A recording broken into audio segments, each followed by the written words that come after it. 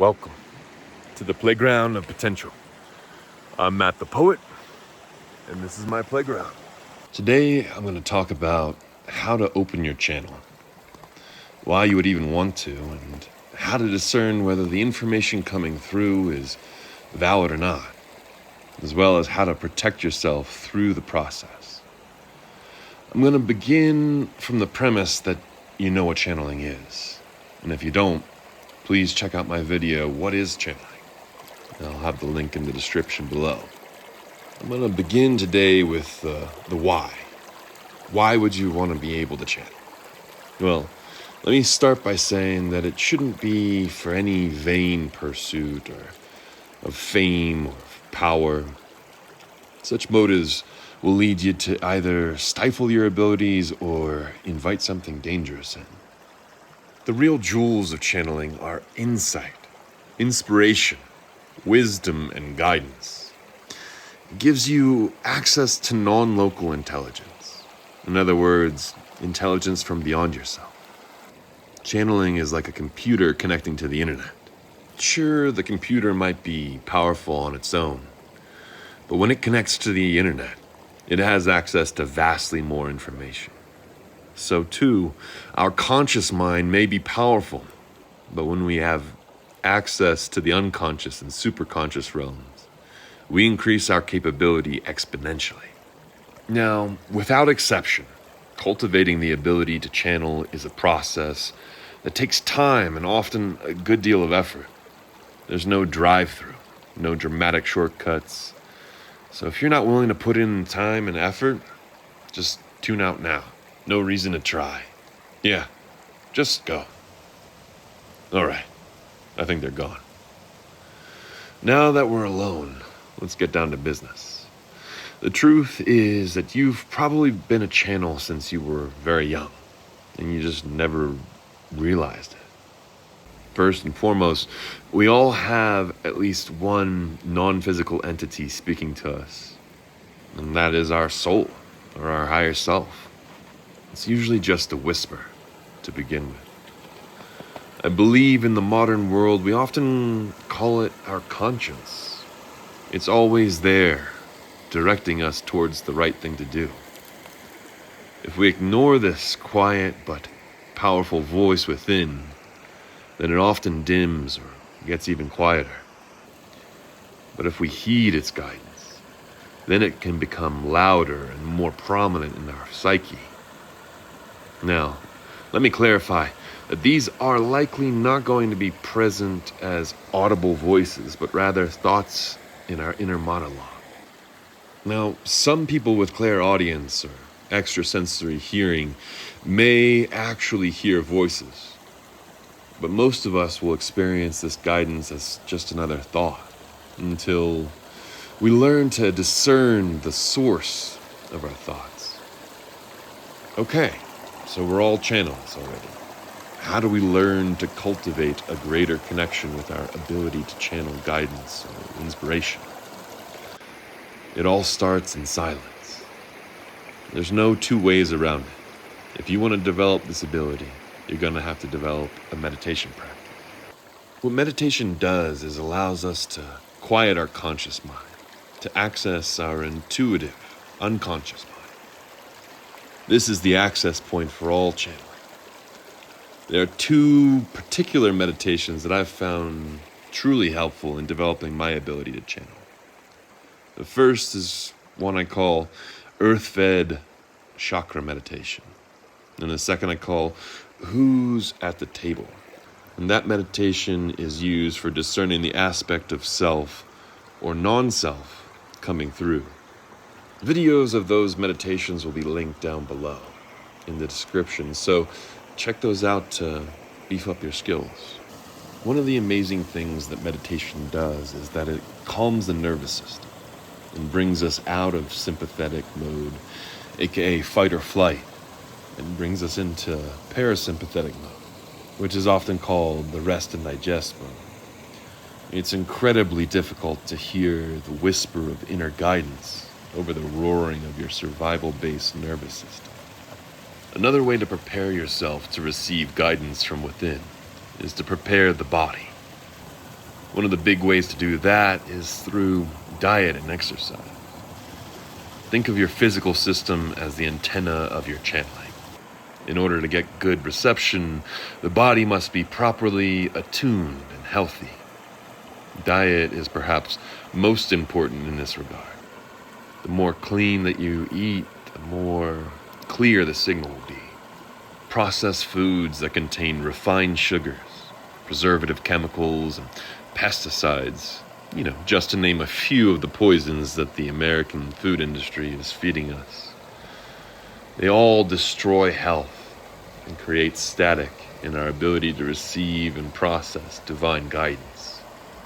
Now, what I'll say next will likely piss off meat eaters and vegans alike. Your channeling ability will likely benefit from eating less meat, but it's not a requirement. Veganism never worked for me, although I have spent many months as vegetarian, and I did find that my intuitive guidance did come in more clearly. However, I currently do eat meat because my overall health improves with it. Although I do try to moderate my meat consumption, not eating it with every meal or even every day, and I find that it keeps my whole system more balanced. Regardless, the more meat that you eat, the denser your energetic system will be. We're all built very differently. You gotta find the balance that works for you. Also, eating cleaner, more high quality, less processed foods will have the largest effect on your health and thus your channeling ability. Also, stay away from fluoride. This calcifies your pineal gland, aka the third eye, aka the seat of your inner vision and inspiration. It's also the home of your imagination. Now, the imagination gets trivialized in our modern society. The playground of children, nothing more. What if I told you that our imagination is actually the access point between our mind and higher dimensions, and also our inner world? Now, you might be saying, but our imagination isn't real.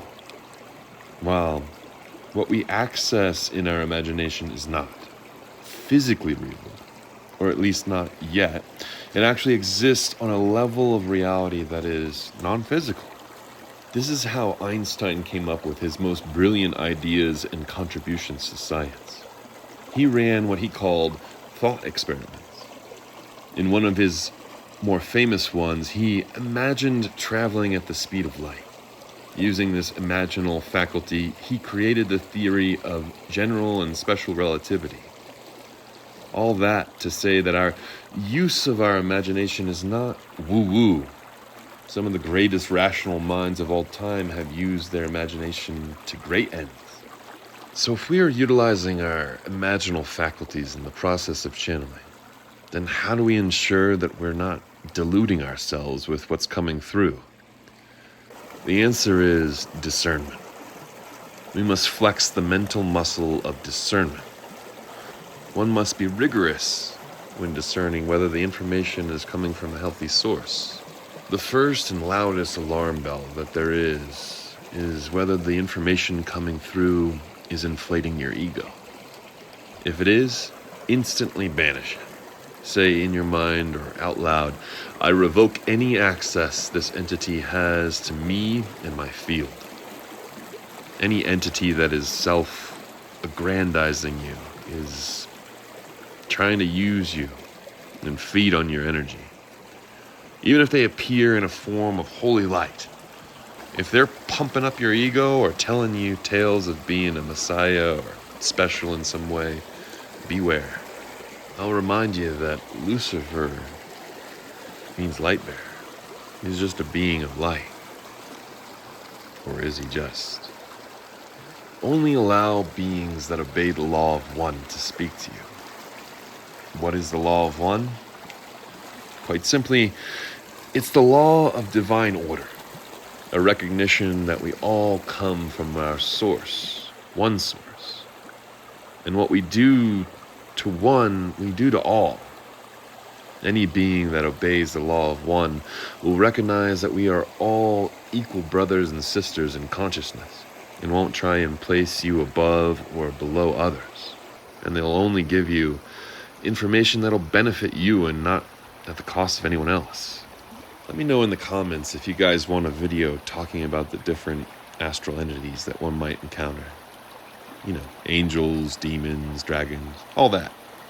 The final piece of advice about discernment that I'll give you is simple and perhaps most important. What type of fruit does the information bear? Jesus said, "You will know them by their fruits." In other words, does the information coming through help you and serve you to have a better life and a better life for those around you? If so, those are good fruits. Eat them. The ones that don't feel right or don't seem to benefit you on a higher level, chuck those fruits. You don't want them fruits. Now, discernment will be an ongoing process of development, and there's no quick fix to develop it all at once. Sometimes guidance may suggest that we do something that scares us, like leave a job or a relationship that's not serving us. The action is meant to allow us to grow. In those moments, know that you always have a choice. No entity that obeys the law of one will ever subsume or override your free will in any way. Now that you have some understanding of how to be discerning and protect yourself, let's get down to the nitty-gritty. From beginning to end, what does a channeling session look like for me? Well, I start by setting the space. I find a quiet, comfortable place to sit or lie down. You can use Palo Santo or sage to set protection and call in Archangel Michael or other such protective spirits if you wish. You can always call upon Jesus for protection. Or if Hanuman or Krishna is more your speed, then go that route. Once I've set protection, I usually start with about 20 to 30 minutes of my earth-fed chakra meditation. The one that I told you about that's linked in the description. After I've completed the crown chakra, I'll place both hands palm down on the ground, continuing my deep breathing and beginning the process of invocation. I imagine my hands forming a triangle in my mind's eye, like this. This creates the gateway. Then I call in my divine guidance team. I call in by saying, in my inner monologue, I call in the divine source on high, my oversoul, my higher self, and the archangels for your divine wisdom and guidance. By doing this, I set the stage that only the highest, most noble guidance will come through. I then continue to invoke my personal guidance team and ancestor, giving thanks for their presence, each time conjuring up the image of the triangular gateway of hands. Honestly, finding the personal spiritual guidance team that works for you could be a video unto itself. So if you'd like to see that, let me know in the comments. As a rule of thumb, you should just start with divine guidance. You can't really go wrong with that. And then the personal team will find you in time. Once I've completed the invocation, I'll then begin to converse with my team, using my inner monologue, and they converse back using my inner monologue. As well as sometimes they'll use images or packets of knowing. Some people call these downloads. And yeah, they take some time to integrate and fully understand. But that's a process unto itself. I always thank my guides at the end of the session, and as I've developed a closer relationship with them, I'm able to actually keep them with me throughout the day. I truly hope this video is able to help you develop a nourishing connection with the spiritual world. Let me know in the comments below if you have any questions or you just want to talk about your experience with channeling. I'd love to hear from you. Thanks for all your likes, subscribes, and shares. I look forward to seeing you in the next video. Till then, peace.